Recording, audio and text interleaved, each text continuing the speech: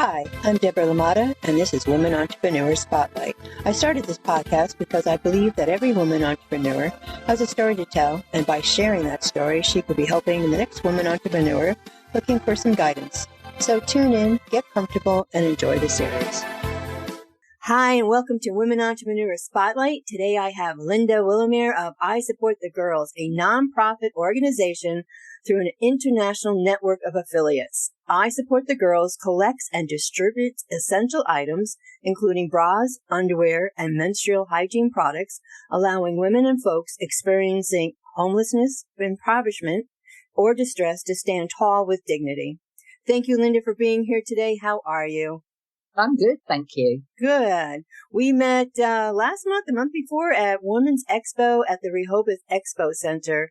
And I had not heard of the I Support the Girls prior to meeting you. After talking with you for a few minutes and finding out about the organization, I knew that I wanted to help promote I Support the Girls any way I could. And so here we are. So what is, or who is I Support the Girls? So I Support the Girls is a non-profit organisation that was started in 2015, initially with a view to donate bras to homeless women in need. And from there on, it has grown multiple times. The items that, as you said, the items that we now donate include menstrual products, include bras and underwear, and depending on the locations that they're donated, other products as well. And so who is the founder of I Support the Girls? An amazing lady called Dana Marlowe, woman entrepreneur. She actually has her own business that she works on and then runs I Support the Girls as well. So, how it started was that she had lost some weight after she'd had her second son, went to a Soma store and to get measured for new bras and said to the woman measuring her, what do I do with my old bras? They're perfectly good. They just don't fit me anymore. And this woman said 4 words, which changed all of our lives, which is homeless women need bras.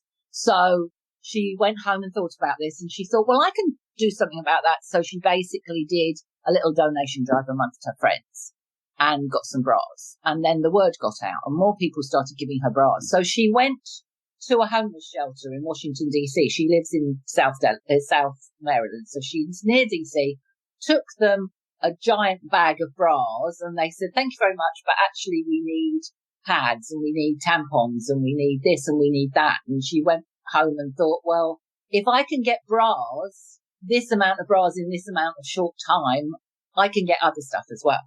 So for a long time, I Support the Girls operated out of her house, South Maryland, and it's grown from there. It's just amazing. And we'll talk about it a little bit later on. I for one, hadn't thought about women, homelessness, and these items that we just take for granted. And we will talk about that in just a little bit. And so how did you get started with I Support the Girls? So I started in 2000, the end of 2017, beginning of 2018.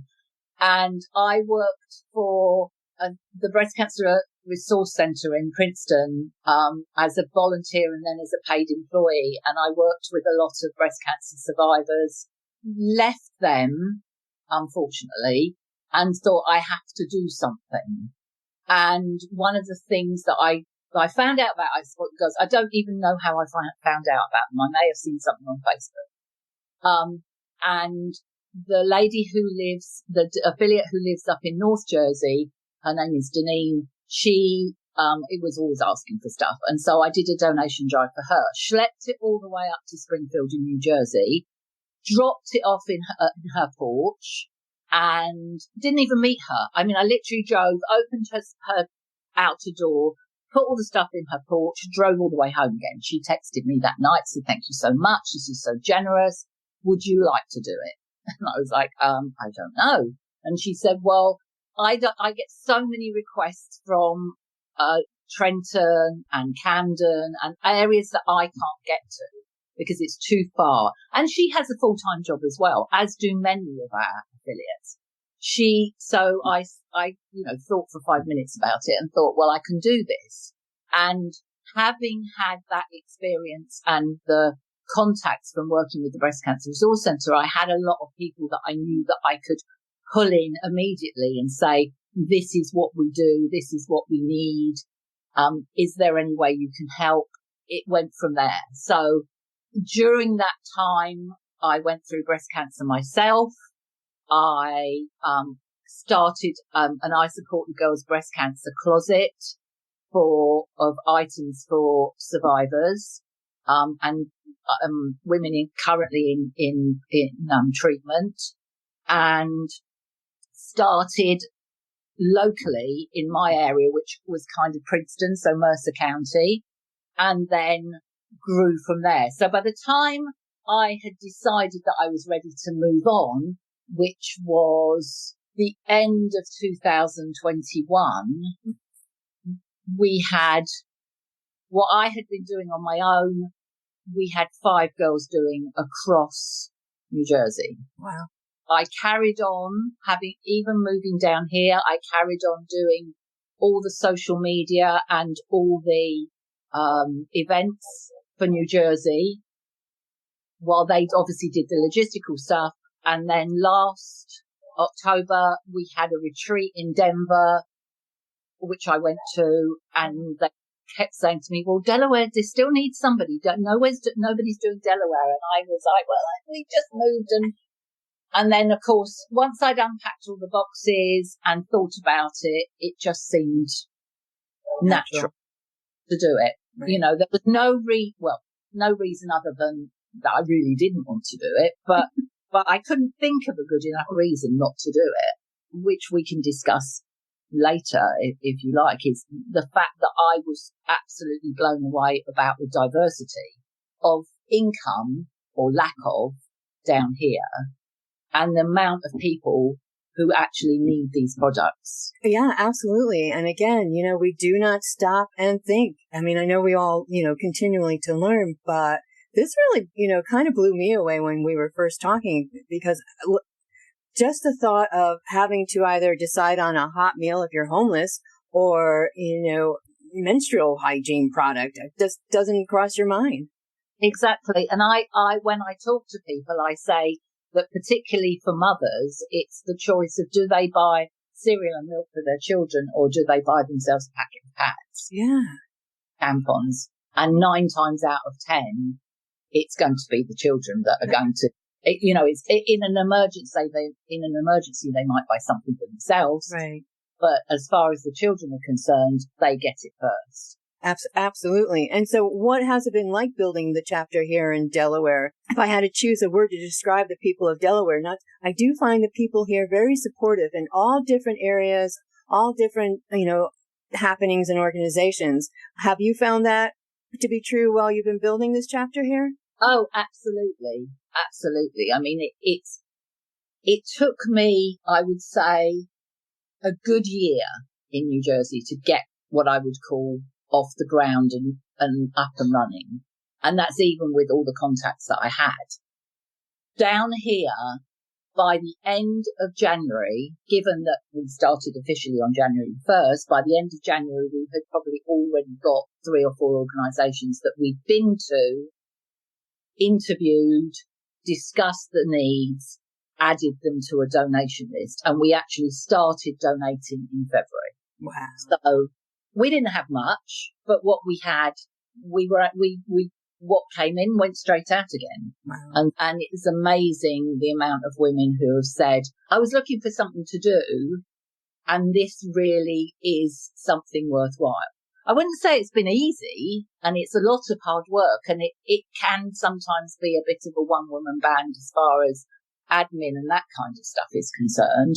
But as far as saying to people, could you come and help at the storage unit packing stuff, or would you like to do stuff at home? I mean, my neighbours spent most of March packing underwear because I would take them bags of 150 pairs of underwear and say, could you pack these and label them for me? Wow. So supportive is definitely the right word.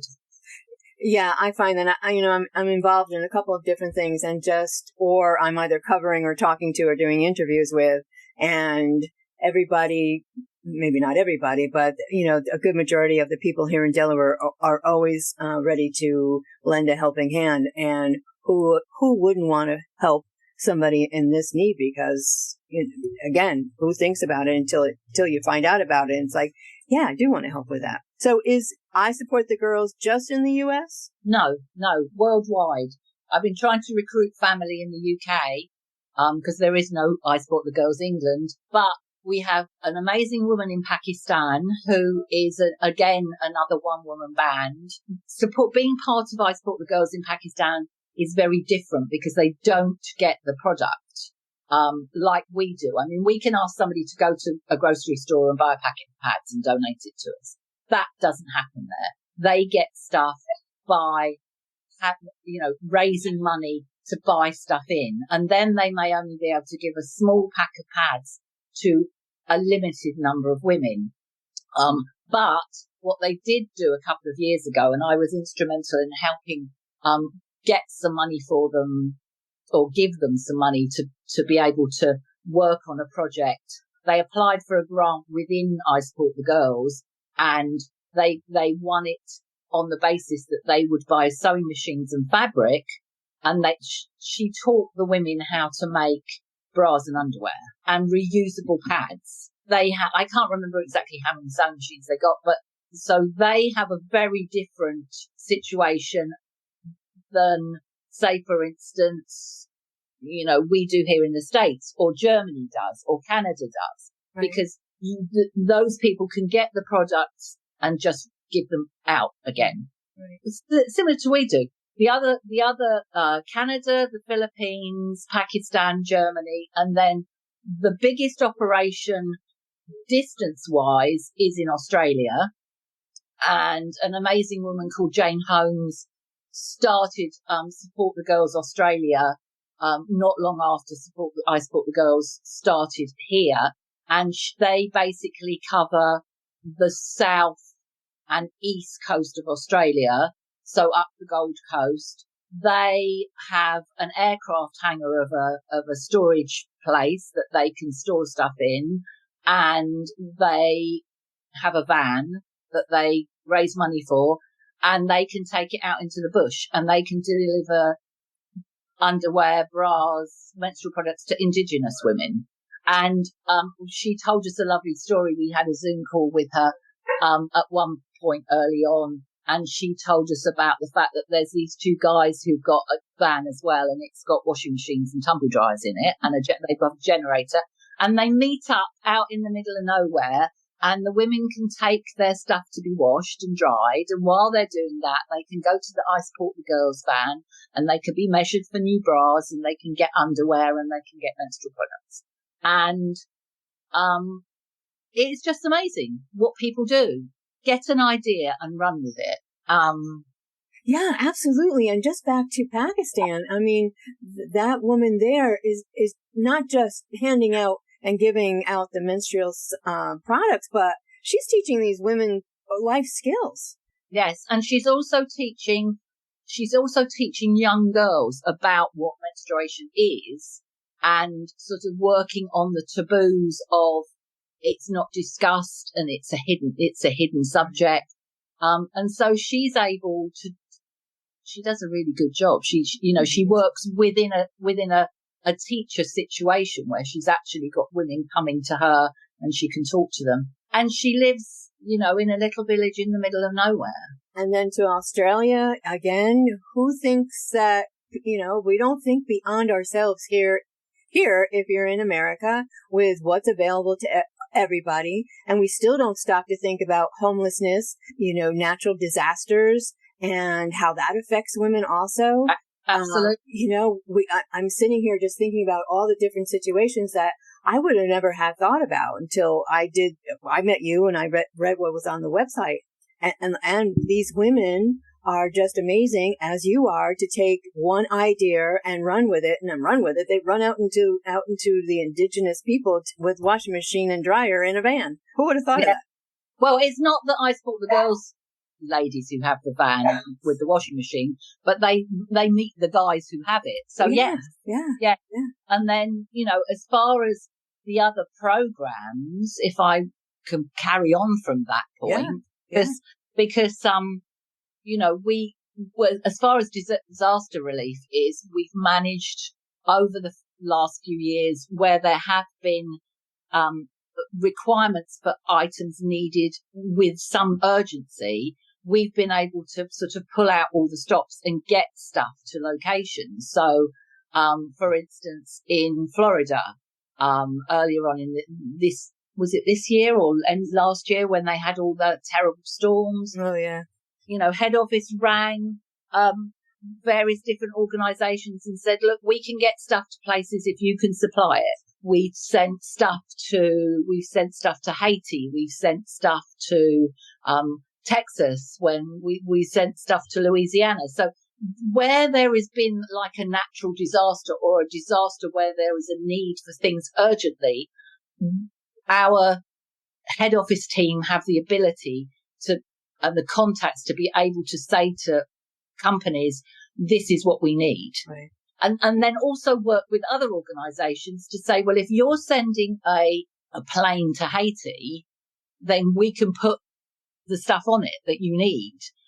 As equally as I worked in New Jersey when a lot of refugees came in from Afghanistan who had been sent to Fort Dix. Most of these women came, it was mostly women and children. And so I did a donation drive where we specifically collected for that specific event. And then I connected with the Coast Guard who had it was like a depot that they'd made so that all the stuff that was donated went there and could be distributed. So one of my volunteers said, oh, my dad's got a truck and he's got nothing to do next Wednesday. So he and I drove down there. We met the guy from the Coast Guard, took all the stuff, and then we got talking and he said, so, here's another question. He said, do you know where I could get strollers? And I said, no, but I can work on it. And we actually managed to get 25 strollers because I just put all points bulletin out saying, hey, I spoke to the Coast Guard. These women are arriving with kids strapped to them. They weren't allowed to bring strollers with them. Right. If they had one. And then all these people came out of the woodwork and said, oh yes, I've got one, my sister's got one, my friend's got one. And then another volunteer said, hey, if you need somebody to drive them to Fort Dix, I can do that for you. And that's how these things happen. How they get done. Yeah, exactly. So all sorts of different programs within the remit of what we do. Right. The disaster relief is probably is the most urgent. What is, or how does I Support the Girls get the needed products, or what's the best way you have found to get the products? I mean, we've been already talking about some of the ways you do get it between donations and drives and corporate involvement too. Yes. Corporations. So we have corporate associations with big organizations, partnerships with Soma, who were Dana went to the store to get her first bra fitted. Victoria's Secret recently, in more recent months, we've been working with them. Always donated a lot of product for the last disaster relief organisation. Yes, I mean smaller ones, big things, bit large amounts of things we can get, but it can be very random. So, for instance, happened to be on the phone with head office a couple of months ago, and while I was on the phone with one of the girls, another girl got a phone call from Glamorize. Very nice, but large size bras. And she called to the girl I was talking to and she said, ask Linda if she wants some Glamorize bras. And I said, absolutely. I'll take whatever I can get at the moment because we've got nothing. And so I had 2,900 brand new Glamorize bras delivered. And at the moment, we can't get them out to people because we need to go through them all and sort them all. But that once we do, then we'll be able to give those out.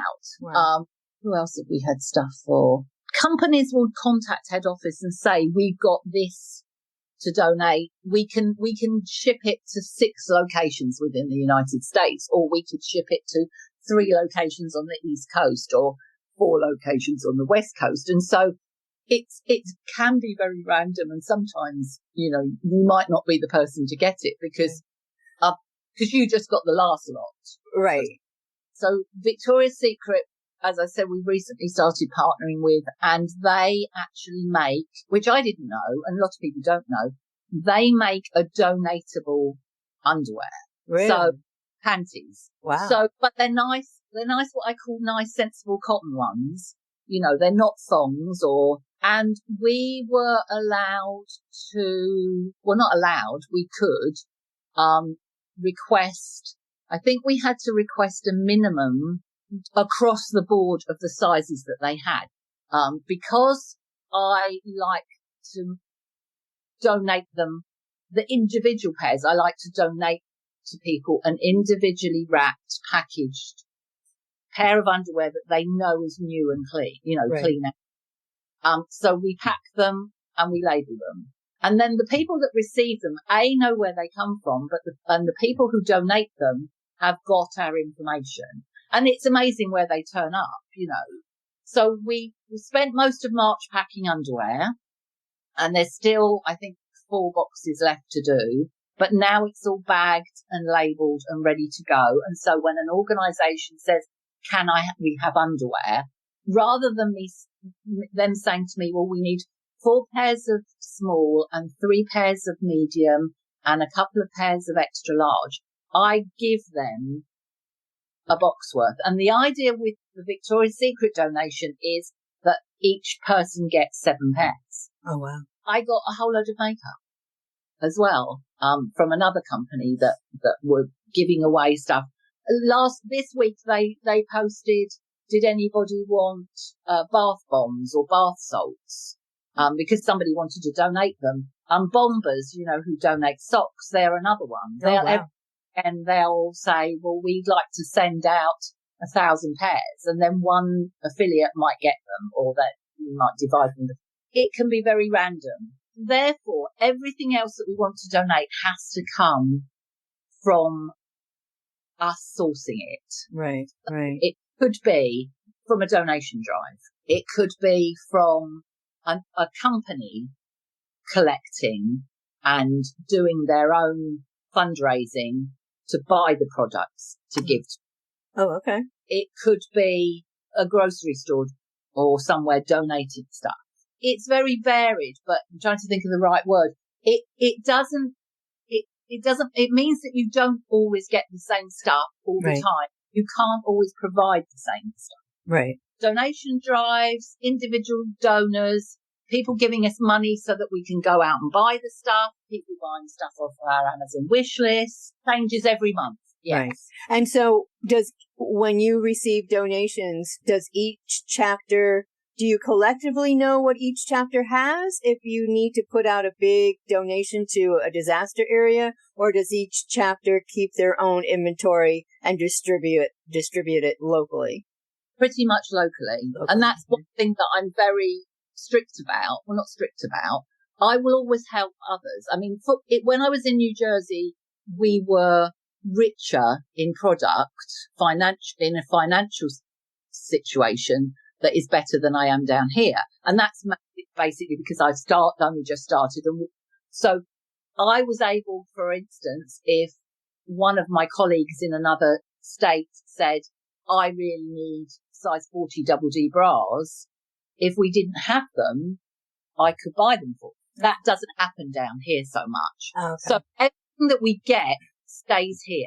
Okay. And I feel is important because Lord knows it's needed down here. You're the only chapter here in Delaware covering the whole state. Yeah. So there's a girl in Baltimore, but she really just covers that area.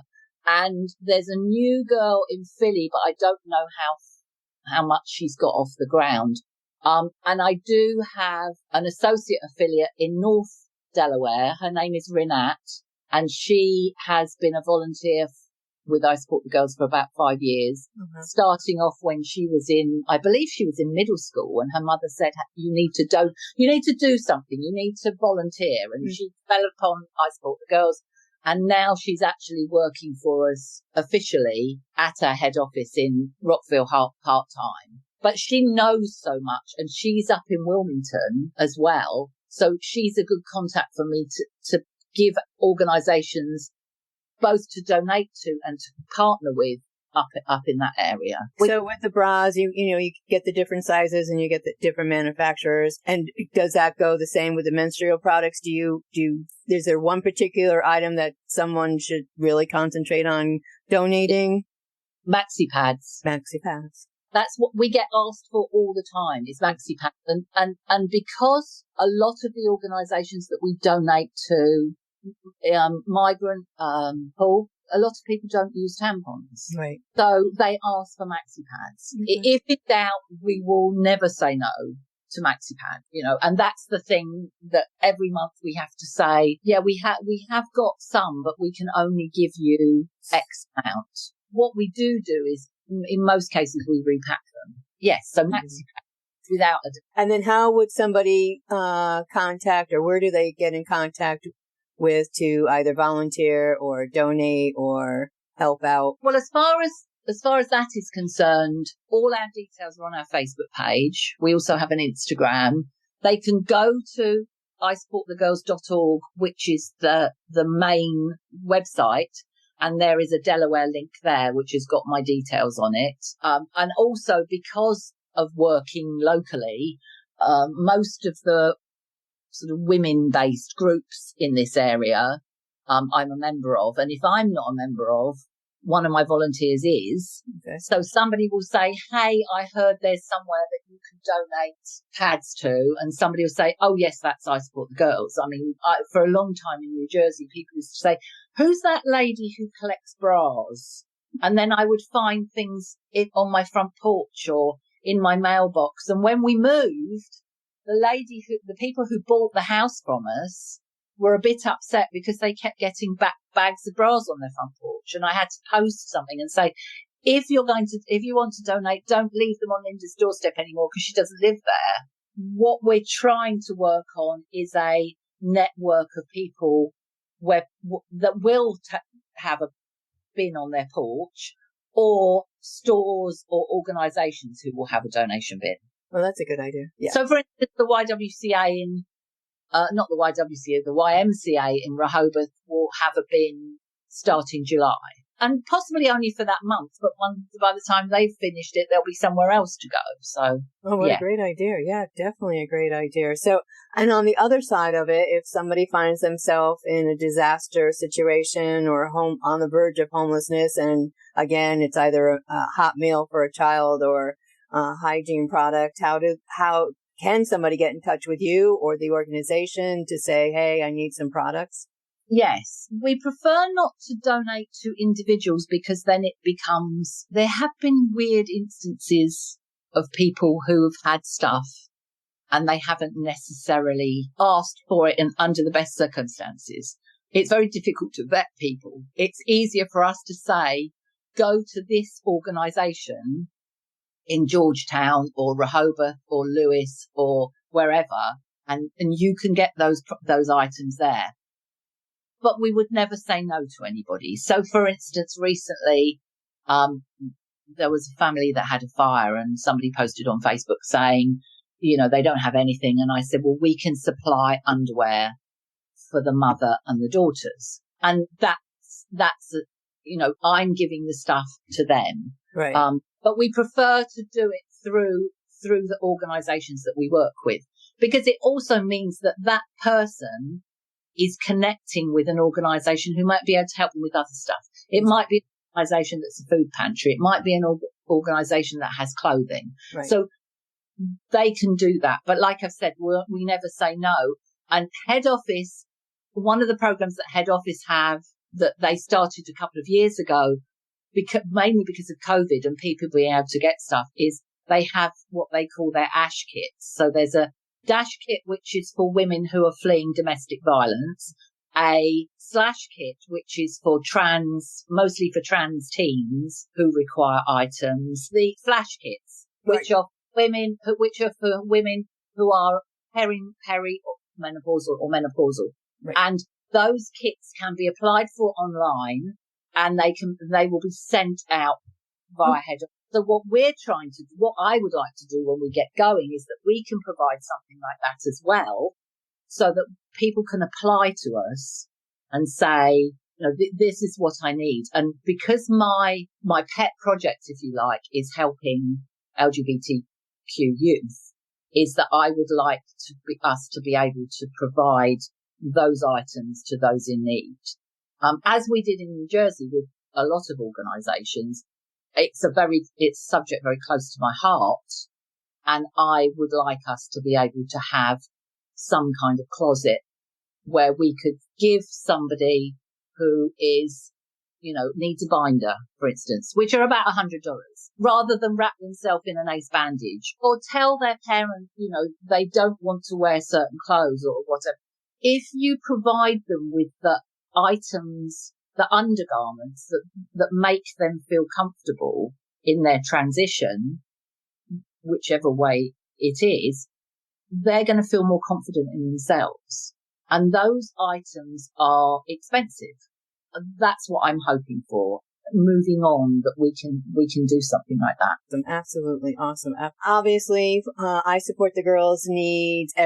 People in every capacity: volunteers, drivers, one-time deal if you have a big shipment that needs to be divided and repackaged, and again, they go find you on Facebook to do that. So I regularly post on Facebook a schedule of when you can come and help us at the storage, when you can pick up home packs of stuff to do at home. So, for instance, I will prep stuff, or we will prep stuff at the storage that people can take and do as homework at home. So, for instance, one of my neighbours took pads today. Another neighbour's going to do some kids' underwear. I'm trying to work. I don't think it's going to happen till September, but groups could do stuff. So a school group of kids could do something, or a group of ladies who are in a community who like to gather. They can sit. I mean, one group here in my neighbourhood did it. I think they had wine and pizza, which sounds like the best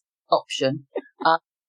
Have a pizza, have a glass of wine, pack some underwear. So yes, individuals, groups to do packing, or helping at the storage. And then the other thing that I always, not always, I have started advertising is help for events. So for instance, I booked a table to go to Delaware Pride in Dover on June 10th. And at the moment I've cajoled a couple of neighbours into coming, but we need other people to come because as you met me at the event at the Women's Fest, we need to have a presence to be able to say to people, this is what we do. And I made so many connections at that event. I found people who wanted to volunteer, people who wanted to donate, people who took our information, and then I just got something from our wish list from them, which was great. But the more people that we have that get involved, the more we can do. Absolutely. And that we can only donate as much as we can sort and pack as well. And like I say, I've got 2,900 glamorized bras that need to be dealt with. Oh my gosh. And just to backtrack a little bit, we started to talk about diversity here in Delaware. What would you like to tell everybody or talk about on that subject? In regards to LGBTQ people, youth, it's very important for them to be, for anybody who wants to be the person that they want to be able to have the clothing items and the health products that they need. I mean, there is still I wouldn't say it's people being ignorant, it's people not knowing that you can be a man and you can still menstruate, that you can be a woman and you need to wear feminine underwear to make you feel the way you want to feel. And so as I say, personally, it's my pet subject. It is something that I worked very hard in New Jersey to work with organisations who needed those items, to the point that we bought breast prostheses, that we bought packers, could be worn to make those people feel that they were living the life that they wanted to live and feeling the way they wanted to be.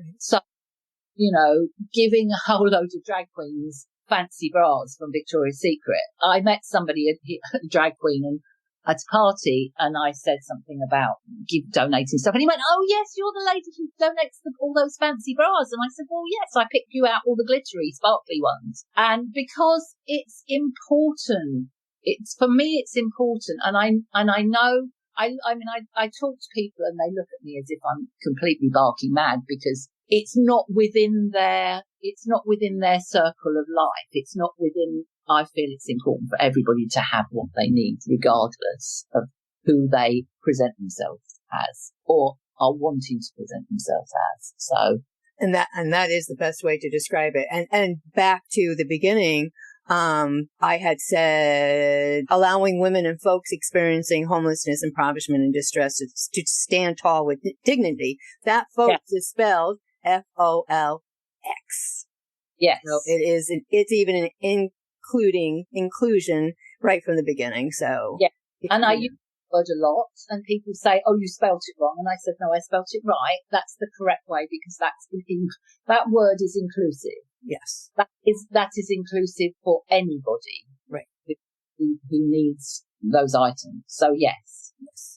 So. And my husband says, I used to stand on one soapbox when it was talking about breast cancer and breast cancer awareness. Now I have two soapboxes when it comes to I Support the Girls. There you go. Yeah. Absolutely. You are a warrior. Let me tell you, Linda, do you sleep? Because you seem to be going all the time.